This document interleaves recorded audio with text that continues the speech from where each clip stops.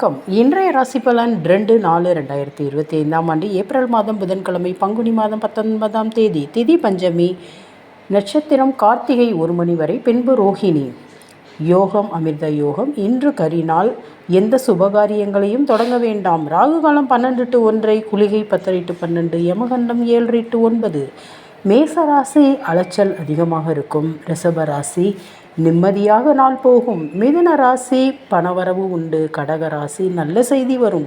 சிம்ம ராசி நன்மையான நாள். கன்னி ராசி லாபம் அதிகமாக இருக்கும். துலாம் ராசி இன்று சந்திராஷ்டமம், கவனமாக இருங்கள். வண்டியில் போகும்போது மிகவும் கவனமாக இருக்க வேண்டும். விருச்சிக ராசி வெற்றியான நாள். தனுசு ராசி நல்ல வேலை கிடைக்கும். மகர ராசி பரிவு வரும், மனதில் சந்தோஷம் வரும்.